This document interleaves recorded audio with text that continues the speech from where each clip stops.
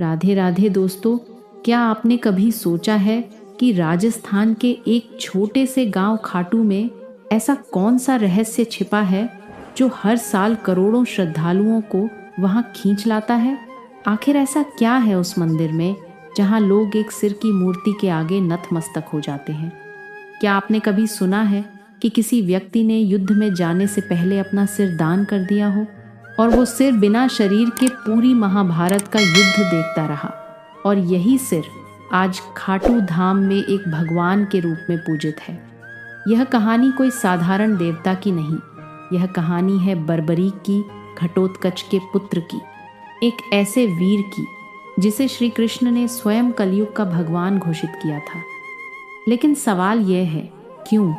दोस्तों, मैं वनिता आपका हमारे भक्ति बिट्स ठाकुर जी इस चैनल पर स्वागत करती हूँ। दोस्तों, चलिए आज सुनते हैं हारे का सहारा, कहा जाने वाले खाटू श्याम की कहानी। दोस्तों, बर्बरीक ने ऐसा क्या किया कि कृष्ण को उनका सिर मांगना पड़ा? और क्या सच में खाटू श्याम वही बर्बरीक हैं? हर साल फागुन महीने में करीब 1 करोड़ से ज़्यादा श्रद्धालु खाटू श्याम के दरबार में हाजिरी लगाते हैं। कई लोग दावा करते हैं कि उनके यहाँ जाने भर से उनकी अधूरी मनोकामनाएं पूरी हो जाती हैं। किसी को नौकरी मिलती है, किसी को संतान सुख, तो कोई मृत्यु के मुंह से लौटाता है। क्या यह केवल संयोग है या खाटू श्याम जी में वाकई कोई अलौकिक शक्ति है? खाटू श्याम के मंदिर के भीतर एक अनोखा वातावरण रहता है। वहाँ की मूर्ति केवल एक शीश है, लेकिन उसमें इतनी ऊर्जा है कि लोग उसके सामने घंटों ध्यान में बैठे रहते हैं। कुछ लोग बताते हैं कि उन्होंने वहाँ दिव्य प्रकाश देखा। कुछ कहते हैं कि उनके शरीर में कंपन महसूस हुआ। क्या यह केवल श्रद्धा है या विज्ञान की पहुँच से बाहर कोई शक्ति? और ये भी सोचिए, क्यों कहा जाता है कि जब कलयुग में अधर्म चरम सीमा पर पहुँच जाएगा, तब यही श्याम बाबा नील घोड़े पर सवार होकर युद्ध के मैदान में उतरेंगे? क्या यह केवल एक प्रतीकात्मक विश्वास है या किसी आने वाले महायुद्ध का संकेत? इतिहासकारों के पास इसके जवाब नहीं है और विज्ञान की भाषा यहाँ मौन हो जाती है। लेकिन लाखों भक्त कहते हैं, हारे का सहारा खाटू श्याम हमारा।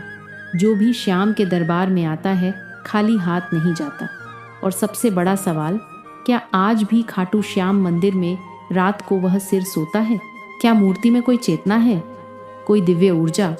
इन सारे सवालों के जवाब आपको इस डॉक्यूमेंट्री में मिलेंगे। हम जाएंगे उस भूमि पर जहां कृष्ण ने बार्बरीक की परीक्षा ली थी, उस इतिहास में जहां युद्ध से पहले एक सबसे बड़ा बलिदान हुआ था, और उस मंदिर तक जहां हर धड़कन श्याम नाम का जाप करती है। तैयार हो जाएंगे एक ऐसी यात्रा पर जहां आस्था, इतिहास, विज्ञान और रहस्य सब एक साथ मिलते हैं।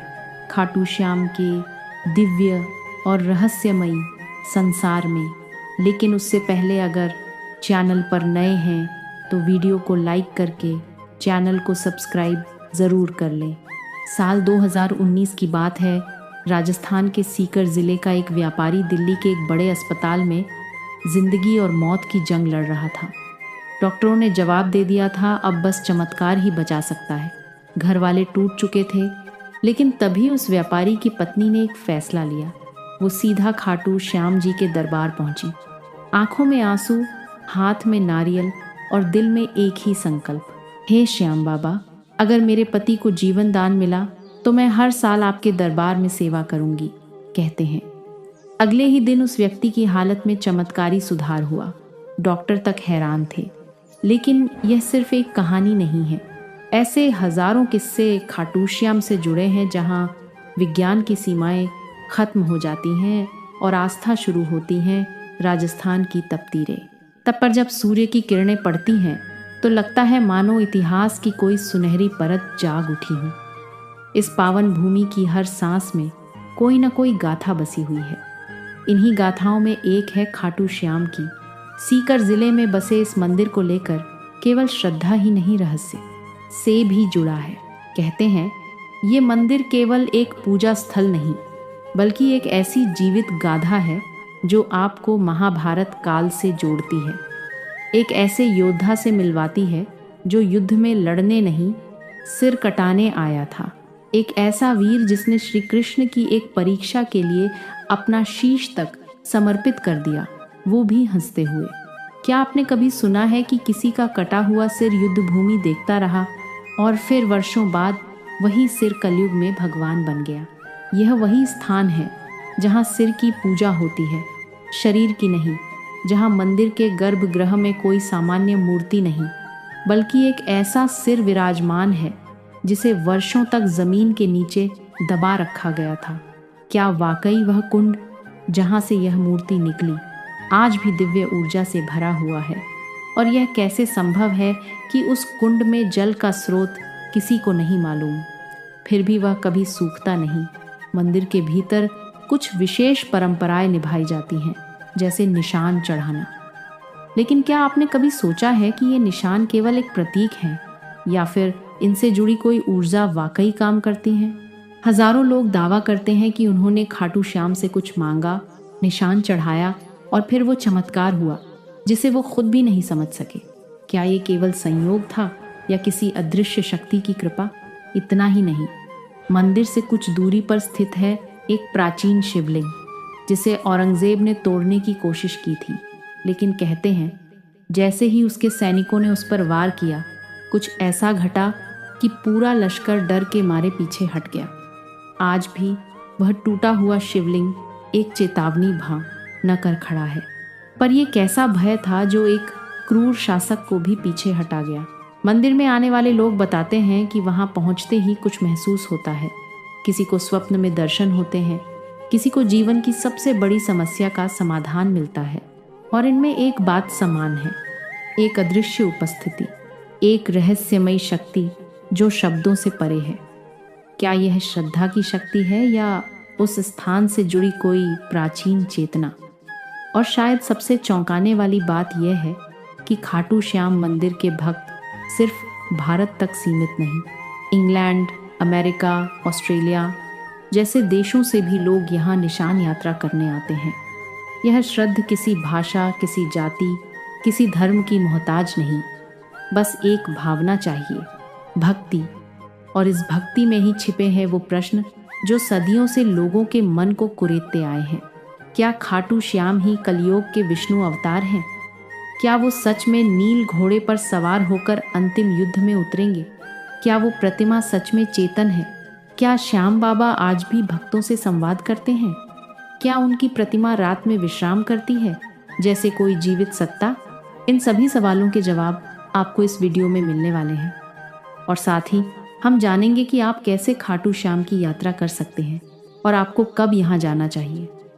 ये केवल एक वीडियो नहीं, बल्कि एक यात्रा है, श्रद्धा और रहस्य की, इतिहास और चमत्कार की, और सबसे अहम उस दिव्य अनुभूति की जिसे शब्दों में नहीं बांधा जा सकता। तो आइए चलिए उस रास्ते पर जो आपको केवल एक मंदिर नहीं बल्कि एक चमत्कार से रूबरू कराएगा। खाटू श्याम के चमत्कार से। बाबा खाटू श्याम का संबंध महाभारत काल से माना जाता है। वे घटोत्कच के पुत्र थे। कथा की शुरुआत होती है उस अंधकारमय दौर से जब कौरवों और पांडवों के बीच तनातनी अपने चरम पर थी। हस्तिनापुर का राजमहल राजनीति, द्वार, ऐश और षड्यंत्रों का केंद्र बन चुका था। दुर्योधन के मन में पांडवों के प्रति द्वेष दिन ब दिन बढ़ता जा रहा था। उसे यह भय सताने लगा था कि यदि युधिष्ठिर को राज्य मिला तो भविष्य में कौरवों की सत्ता समाप्त हो जाएगी और वह स्वयं एक सेवक बनकर रह जाएगा। इसी भय और ईर्ष्या ने उसे एक भयावह योजना बनाने को प्रेरित किया, पांडवों को समाप्त कर देने की योजना। भीष्म पितामह ने जब धृतराष्ट्र को युधिष्ठिर के राज्य अभिषेक का सुझाव दिया, तब दुर्योधन ने धृतराष्ट्र के मन में विष भर दिया।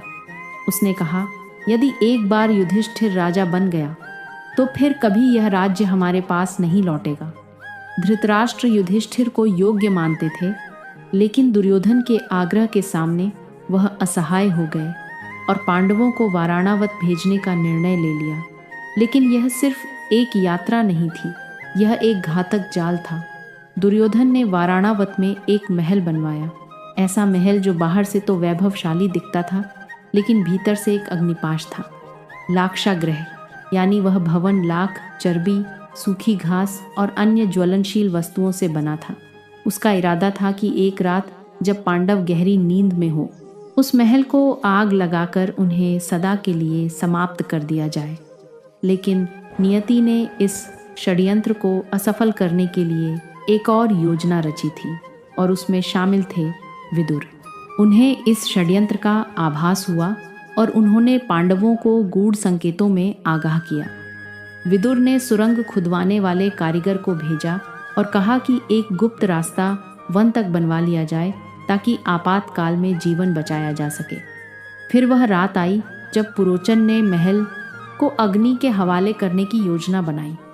लेकिन इस योजना से पहले ही भीम ने प्रतिकार किया। अग्नि वहीं फैली, लेकिन अपने साथ पुरोचन, उसकी योजना और निर्दोष भीलनी को भी ले गई। उधर पांडव सुरक्षित सुरंग से निकलकर हिंडनी नदी के किनारे पहुंच ए और विदुर द्वारा भेजी गई नौका में सवार होकर दूर एक घने जंगल में जा पहुंचे। और यहीं से प्रारंभ होती है एक नई कथा, एक वीर योद्धा, एक राक्षसी कन्या और एक ऐसे पुत्र की गाथा जो आगे चलकर 3 बाणों से युद्ध का रुख बदलने की शक्ति रखता था। इस जंगल में रहते थे हिडिंब और उसकी बहन हिडिंबा। हिडिंब एक नरभक्षी राक्षस था जो मानव मांस खाकर जीता था। उसने अपनी बहन को आदेश दिया कि जंगल में विचरते पांडवों को मारकर उसका भोजन तैयार करे। लेकिन नियति ने इस कहानी को कुछ और ही रूप देना तय किया था। जब हिडिंबा भीम के सामने पहुंची तो वह उसके वीर व्यक्तित्व और तेजस्विता पर मोहित हो गई। राक्षसी होते हुए भी उसके भीतर प्रेम की एक ज्योति जल उठी। भीम की रक्षा करते हुए हिडिंबा अपने भाई से विरोध कर बैठी। इससे नाराज होकर हिडिंब ने भीम पर आक्रमण किया और फिर शुरू हुआ एक घमासान संग्राम। यह युद्ध शक्ति और छल का नहीं, बल्कि धर्म और अधर्म के बीच था। अंततः भीम ने हिडिंब को परास्त कर मार गिराया। इसके बाद हिडिंबा ने भीम के सामने विवाह का प्रस्ताव रखा। पहले तो भीम ने उसे अस्वीकार कर दिया, लेकिन जब माता कुंती ने हस्तक्षेप किया और एक शर्त रखी कि विवाह के बाद संतान प्राप्ति तक ही वह साथ रहे, तो यह विचित्र विवाह संपन्न हुआ। जंगल में उनका गंधर्व विवाह हुआ और वही जन्म हुआ एक तेजस्वी बालक का, घटोत्कच। घटोत्कच का व्यक्तित्व भीम जैसा ही था, बलशाली, पराक्रमी और न्यायप्रिय। कालांतर में उसका विवाह दैत्यराज मुरा की पुत्री अहिलावती से हुआ और उनके 2 पुत्र हुए, अंजन अपर्वा और बर्बरीक, यानी वह योद्धा जिसकी गाथा आगे चलकर काल के गर्व को चूर कर देगी।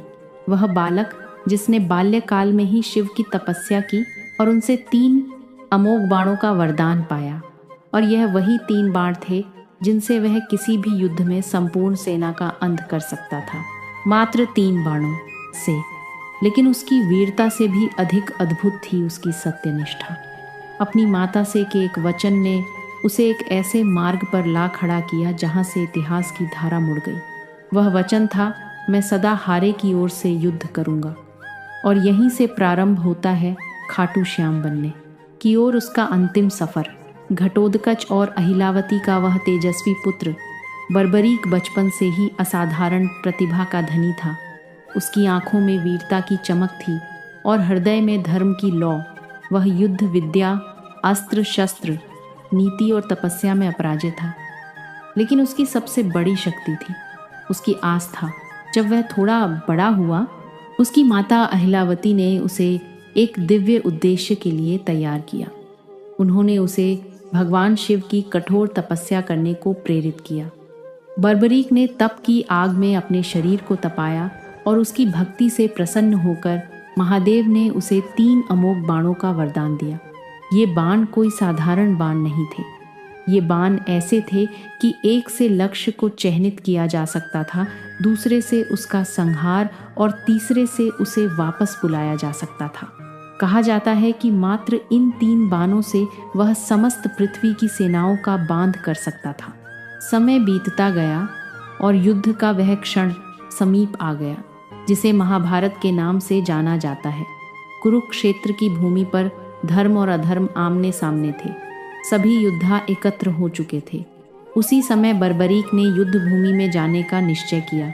वह युद्ध में भाग लेना चाहता था, क्योंकि उसका हृदय न्याय के लिए धड़कता था, परंतु उसकी माँ से लिया गया वचन अब उसके रास्ते में खड़ा था। उसने प्रण लिया था कि वह सदैव हारे हुए पक्ष की ओर से लड़ेगा।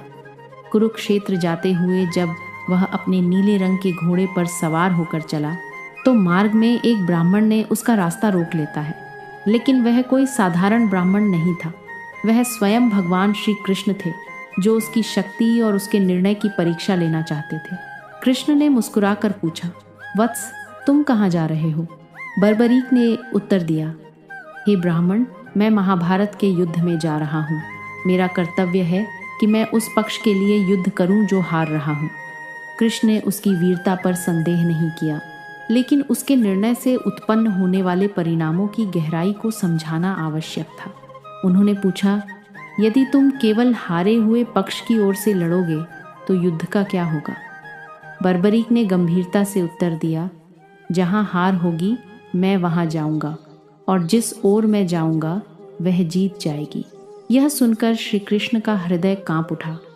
उन्हें स्पष्ट हो गया कि यदि बर्बरीक युद्ध भूमि में उतर गया तो युद्ध का संतुलन टूट जाएगा, धर्म और अधर्म की रेखाएं धुंधली हो जाएंगी, पांडवों की विजय असंभव हो सकती थी।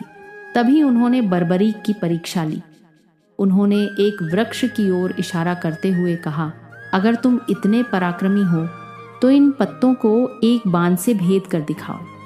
बर्बरीक ने ध्यान लगाकर अपना पहला बाण चलाया और वह बाण वृक्ष के हर पत्ते को छेदने निकल पड़ा, लेकिन एक पत्ता बच गया जो श्री कृष्ण ने अपने चरणों तले छुपा लिया था। बाण हवा में घूम रहा था, खोज रहा था और अंत में श्री कृष्ण के चरणों के पास रुक गया।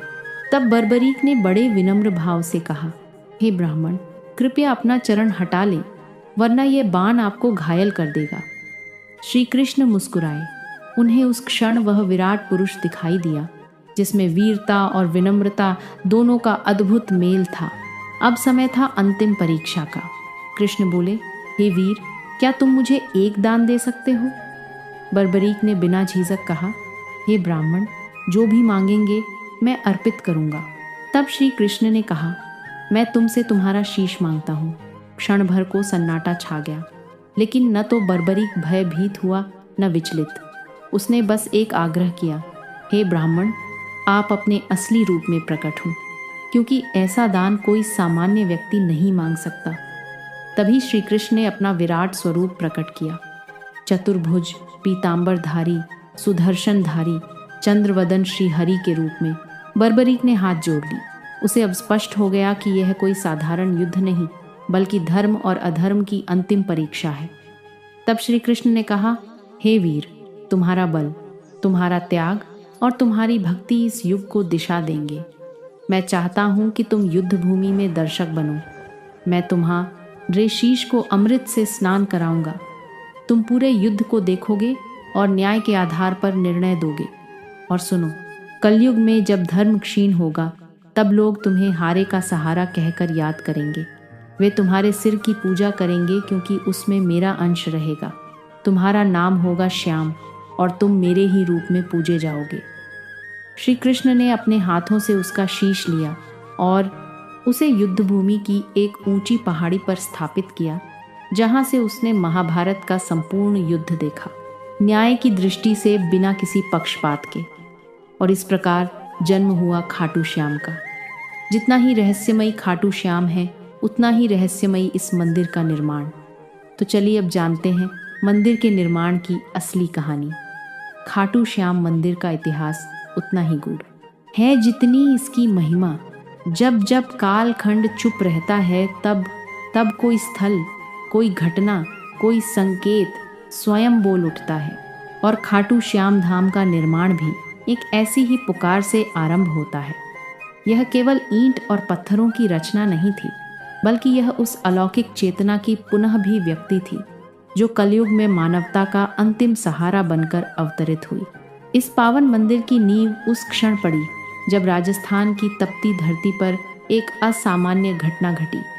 कहते हैं यह कोई मंदिर स्थल नहीं था, नहीं कोई पवित्र तीर्थ, बल्कि सीकर जिले का एक साधारण सा गांव खाटू। पर एक दिन जैसे स्वयं भगवान ने उस भूमि को पुकारा हो, एक गाय चरते चरते एक विशेष स्थान पर पहुंची और बिना किसी कारण उसके स्तनों से दूध बहने लगा। यह घटना कोई संयोग नहीं थी, यह प्रकृति की चेतावनी थी कि उस धरती के गर्भ में कोई अलौकिक सत्य छुपा है। जैसे जैसे यह बात गांव में फैली, जिज्ञासा बढ़ती गई।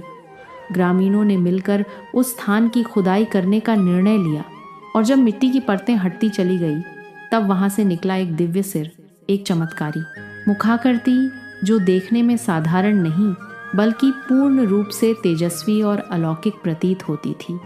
उस सिर के साथ कोई आवाज नहीं थी, कोई शब्द नहीं थे, लेकिन फिर भी मानो उसने सबको पुकारा, एक मौन संवाद की तरह। ग्रामीणों ने उस सिर को एक सम्मानित ब्राह्मण को सौंप दिया। उन्होंने उसे अपने घर ले जाकर श्रद्धा से पूजन करना प्रारंभ किया, बिना यह जाने कि आगे क्या करना है। कई दिन बीते, पूरा गांव प्रतीक्षा में था कि अब इस दिव्यता का मार्गदर्शन कौन करेगा। तभी उस रात्रि को खाटू के तत्कालीन शासक राजा रूप सिंह चौहान को एक दिव्य स्वप्न आया, जिसमें स्वयं श्याम बाबा ने आदेश दिया कि मेरे इस स्वरूप के लिए एक मंदिर का निर्माण करो।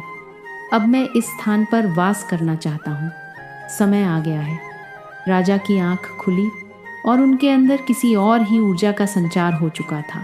सुबह होते ही उन्होंने अपने शिल्पियों और पुरोहितों को बुलाया और उस स्थान पर एक भव्य मंदिर के निर्माण का आदेश दिया। इतिहासकार मानते हैं कि यह वर्ष 1027 ईस्वी का काल था, जब फाल्गुन शुक्ल एकादशी के पावन दिन, ठीक उसी दिन जब बाद में खाटू श्याम का विशाल मेला लगने लगा, उस दिव्य मस्तक की प्रतिष्ठा विधिवत की गई। इसके साथ ही खाटू नामक यह गांव, जिसने कभी कोई विशेष धार्मिक पहचान नहीं रखी थी, देखते ही देखते आस्था का केंद्र बन गया। मंदिर का प्रारंभिक निर्माण अत्यंत साधारण था, ईंट, चूना और सीमित शिल्पकारी के साथ। लेकिन समय जैसे जैसे बीतता गया, इसकी महिमा फैलती चली गई। लोगों ने चमत्कार अनुभव किए, बीमारियां ठीक हुई, बांझन को संतान मिली, भटके हुए रास्ता पा गए। और इन चमत्कारों की साक्षी बनती रही वो मूर्ति जो आज भी उसी गर्भगृह में विराजती है। लगभग 7 शताब्दियों के बाद 1720 ईस्वी में जब खाटू क्षेत्र मारवाड़ रियासत के अधीन आया, तब वहाँ के प्रभावशाली दीवान अभय सिंह को भी खाटू श्याम बाबा ने स्वप्न में आदेश दिया। उन्होंने इस मंदिर का भव्य रूप में जीर्णोद्धार करवाया। संगमरमर की नक्काशी, सोने चांदी से अलंकृत द्वार और विशेष प्रकार के दुर्लभ पत्थरों से गर्भगृह की सज्जा की गई। यह वही मूर्ति है जो आज भी खाटू के मंदिर में स्थापित है और मान्यता है कि यह किसी साधारण पत्थर की नहीं बल्कि कृष्णकालीन श्याम वर्णचित्त की प्रतीक शिला की है। मंदिर का वास्तु भी अद्भुत है। इसके शिखर पर लहराता ध्वज बाबा के उस संकल्प का प्रतीक है जो उन्होंने महाभारत युद्ध के पूर्व कृष्ण से किया था, मैं उस ओर रहूंगा जो धर्म की ओर होगा। और गर्भगृह की शांति एक ऐसी अनुभूति देती है कि मानो स्वयं श्याम बाबा आपकी सांसों की गति पढ़ रहे हों। खाटू श्याम मंदिर आज न केवल एक धार्मिक स्थल है बल्कि एक जीवित परंपरा है। फाल्गुन मेला, लखी यात्राएं, निशान यात्रा, खाटू नरेश के जयकारे और वो भजन, श्याम तेरी बंसी पुकारे राधा नाम, ये सब मिलकर इस मंदिर को केवल एक स्थान नहीं बल्कि एक आध्यात्मिक ऊर्जा का केंद्र बनाते हैं। कई विद्वान मानते हैं कि यह मंदिर इतिहास और आध्यात्म के बीच का एक जीवन संगम है, जहाँ सिर्फ दर्शन नहीं होते, वहाँ एक भरोसा जन्म लेता है कि जब कोई हारा हुआ इस दरबार में आता है तो बाबा उसे फिर से जीवन से जोड़ देते हैं।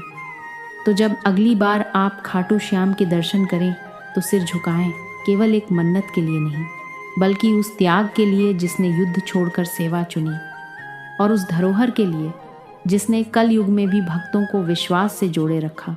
खाटू धाम में जहां एक ओर बाबा श्याम का भव्य मंदिर भक्तों की श्रद्धा का केंद्र बना हुआ है, वहीं इस स्थान का सबसे रहस्यमयी और चमत्कारिक स्थल है श्याम कुंड। ये कोई साधारण जलाशय नहीं है बल्कि एक ऐसी पवित्र सरिता है जिसे स्वयं बाबा श्याम के शीश से जुड़ा हुआ माना जाता है। मान्यता है कि जब उस दिव्य मस्तक को धरती की गर्भ से निकाला गया था ठीक उसी स्थान पर यह कुंड प्रकट हुआ। और तभी से यह कुंड केवल जल का स्रोत नहीं रहा, यह बना भक्तों की आत्मा को शुद्ध करने वाला एक अलौकिक स्नान तीर्थ। कहते हैं इस कुंड में डुबकी लगाने मात्र से जीवन भर के पाप मिट जाते हैं। श्रद्धालु जब यहाँ आते हैं तो आंखों में आंसू, हाथ जोड़कर, सीने में उम्मीद और आत्मा में पश्चाताप लेकर श्याम कुंड की ओर बढ़ते हैं। हर डुबकी, हर प्रार्थना एक कहानी होती है, किसी की टूटी उम्मीद जुड़ने की, किसी की बिगड़ी तकदीर सुधरने की। कुंड का जल सदा शांत, ठंडा और निर्मल रहता है, मानो खुद बाबा श्याम उसमें समाये हों। इस कुंड को लेकर एक और बात इसे पूरी तरह रहस्य से भर देती है। आज तक कोई यह निश्चित नहीं कर पाया कि इसका जल आता कहाँ से है। वैज्ञानिक दृष्टिकोण से जब भी इसे परखा गया, इसकी कोई स्पष्ट जल धारा न तो ऊपर से आती दिखी, न नीचे से कोई स्रोत मिला। पर फिर भी कुंड हमेशा लबालब रहता है और इसीलिए लोग कहते हैं कि इसका जल पाताल लोक से आता है।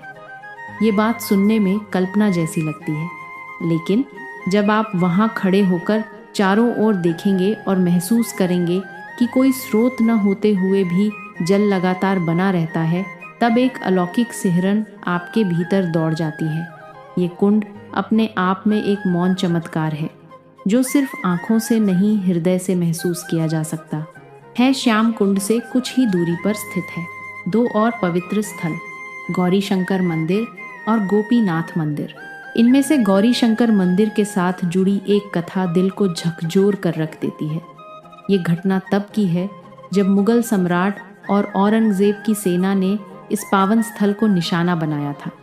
धार्मिक स्थलों को नष्ट करना उसकी नीति थी और खाटू भी उसकी लिस्ट में आ गया था। उसकी सेना जब इस मंदिर को गिराने पहुंची तो सबसे पहले शिवलिंग पर भालो मन से प्रहार किया गया, परंतु उस क्षण कुछ ऐसा घटित हुआ जिसे देखकर सैनिकों की रूह कांप उठी। जैसे ही भाले शिवलिंग से टकराए, वहां से रक्त की धार फूट पड़ी। ये कोई कल्पना नहीं थी, वहां उपस्थित सैकड़ों लोगों ने स्वयं अपनी आंखों से वह दृश्य देखा। ये मानो शिवजी का प्रत्यक्ष आक्रोश था जो उन्हें अपनी रक्षा के लिए जगाना पड़ा। सैनिक घबरा गए, उनके हाथ कांपने लगे और वे डर के मारे वहीं से भाग खड़े हुए। और आज भी सैकड़ों साल बीत जाने के बाद भी उस शिवलिंग पर भाले के निशान स्पष्ट रूप से देखे जा सकते हैं। वो घाव जो उस दिन धर्म की रक्षा में स्वयं भगवान ने झेले थे।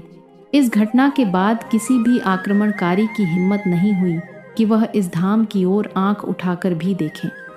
राजस्थान की राजधानी जयपुर से लगभग 80 किलोमीटर दूर स्थित यह खाटू धाम आज भले ही भक्तों का तीर्थ है, पर हर ईंट, हर दीवार, हर मोड़ किसी चमत्कार, किसी त्याग और किसी पुकार की कहानी कहती है। यहाँ केवल यात्रा नहीं होती, यहाँ होता है एक आध्यात्मिक विसर्जन, जहाँ लोग अपने भूतकाल, अपने कर्म, अपने दुखों को छोड़कर वापस एक नए जीवन के साथ लौटते हैं। इस धाम तक पहुँचने के लिए अक्सर रिंगस के मार्ग की सिफारिश की जाती है और यह रास्ता भी प्रतीक बन जाता है उस भावनात्मक यात्रा का। तो चलिए अब मैं आपको लेकर चलती हूँ एक ऐसी यात्रा पर जो सिर्फ पैरों से नहीं बल्कि दिल से पूरी की जाती है। यह यात्रा है खाटू श्याम जी के दरबार की, जो आपको भीतर तक छू जाती है। मान लीजिए कि आप तय कर चुके हैं इस बार बाबा श्याम के दर्शन ज़रूर करने हैं। आप सुबह सुबह अपने घर से निकलते हैं, दिल में एक अजीब सी हलचल लिए, जैसे कोई आपको खींच रहा हो। रास्ते भर हारे का सहारा बाबा श्याम, हमारा की धुन जैसे हर सांस में गूंजती रहती है।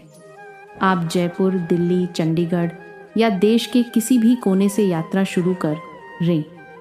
ज़्यादातर लोग खाटू श्याम पहुंचने के लिए रिंगस स्टेशन का रुख करते हैं। यह स्टेशन खाटू धाम से लगभग 17-18 किलोमीटर की दूरी पर स्थित है। जैसे ही ट्रेन स्टेशन पर रुकती है, आप देखेंगे कि सैकड़ों लोग पहले से बाबा की जयकारों के साथ तैयार खड़े हैं। स्टेशन से बाहर निकलते ही आपको हर तरफ श्याम भक्त नजर आएंगे। कोई दंडी यात्रा कर रहा है, कोई निशान लेकर चल रहा है, कोई नंगे पांव, कोई माथे पर गुलाल लगाए, आंखों में आस्था लिए बाबा की ओर बढ़ता चला जा रहा है। अगर आप पैदल यात्रा करना चाहते हैं तो रिंगस से खाटू श्याम तक की ये लगभग 17 किलोमीटर की यात्रा आपके लिए एक तपस्या जैसी बन जाती है। रास्ते में भक्त भजन गाते हुए चलते हैं, श्याम तेरे भक्त दीवाने जैसे गीत हवा में गूंजते हैं। जगह जगह पर लंगर लगे होते हैं, जहां स्थानीय लोग और स्वयं से भी संस्थाएं श्रद्धा से भोजन, पानी और विश्राम की व्यवस्था करते हैं। कोई आपको कंधा पकड़कर आगे बढ़ाता है, कोई पंखा जलाता है और कोई आपके पैर दबा देता है। ये वो यात्रा है जहां अजनबी भी अपने से लगते हैं।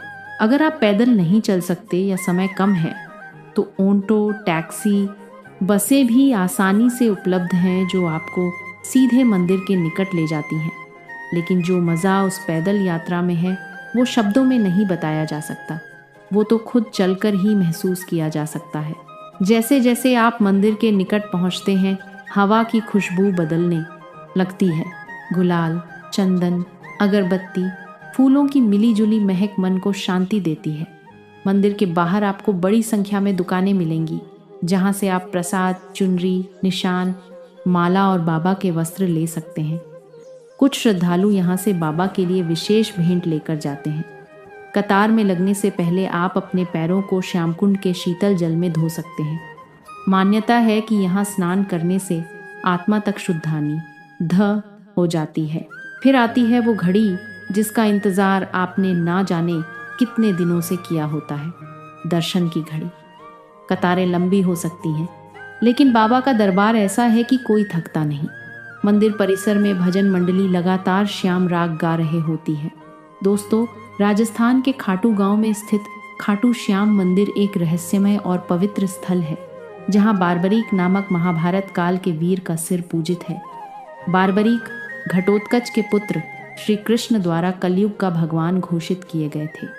उन्होंने युद्ध में केवल हारे हुए पक्ष की सहायता करने का वचन दिया था, जिसके कारण कृष्ण ने उनका सिर मांग लिया और उसे युद्ध भूमि पर स्थापित किया, जहां से वह न्यायपूर्वक युद्ध देखता रहा। खाटू श्याम मंदिर में एक अनोखा वातावरण है, जहां श्रद्धालु आध्यात्मिक अनुभव करते हैं और अनेक चमत्कारों की कथाएं जुड़ी हैं। मंदिर का इतिहास 1027 ईस्वी से शुरू होता है, जब एक गाय के थनों से दूध बहने पर वहां खुदाई की गई और दिव्य सिर मिला। इसके बाद राजा रूप सिंह चौहान ने मंदिर का निर्माण कराया। मंदिर के पास स्थित श्याम कुंड का जल स्रोत अज्ञात है और इसे पवित्र माना जाता है। मंदिर से जुड़ी परंपराएं जैसे निशान चढ़ाना भक्तों की आस्था को और मजबूत करती हैं। मुगल सम्राट औरंगजेब की सेना ने मंदिर पर आक्रमण किया था, लेकिन शिवलिंग की रक्षा के चमत्कारिक घटनाओं के कारण वे पीछे हट गए। खाटू श्याम मंदिर न केवल धार्मिक स्थल है, बल्कि आस्था, इतिहास, विज्ञान और रहस्य का संगम है, जहां हर साल लाखों श्रद्धालु आते हैं। भक्तों की मान्यता है कि यहाँ आने से उनकी मनोकामनाएं पूरी होती हैं और वे जीवन में नई ऊर्जा पाते हैं। मंदिर की यात्रा एक आध्यात्मिक अनुभव है, जिसमें श्रद्धा, त्याग और चमत्कारों की गाथाएं समाहित हैं। अगर ये वीडियो और जानकारी पसंद आई हो तो इसे लाइक और शेयर ज़रूर कीजिएगा। अगर आपने हमारे चैनल को सब्सक्राइब नहीं किया है तो ज़रूर करिए।